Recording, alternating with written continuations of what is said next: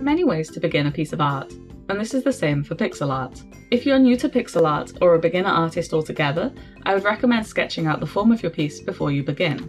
Let's draw a very simple apple for this tutorial. It doesn't need to be very realistic, because the most important thing is that the piece can be easily read as an apple at such a small resolution. The very first step is deciding how big this piece is going to be. For this tutorial, I'll be drawing my apple at 24 by 24 pixels. This may seem like a weird number, but pixel art, especially when used in games, generally comes in sizes that are multiples of 8 due to how art was formatted in older computers and consoles. Ultimately, it doesn't really matter what size you choose, unless you need a specific size for your game or another purpose.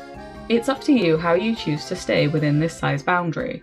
You can create a canvas that is exactly the size of your desired end result if that's how you prefer to work. Personally, I like a big canvas with lots of space, and then I use a grid sized to my art's dimensions. I find this gives me space to put my palette, and it's also easier to overshoot the size of my sketch and resize afterwards.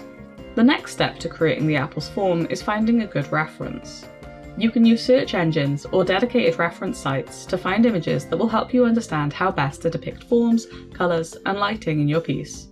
Once you have found some references to study, you can start to map out your drawing's silhouette. I like to draw the shape completely blocked out with colour, as I find this helps to see any imperfections or flaws. You can edit this shape by adding or removing pixels that look out of place.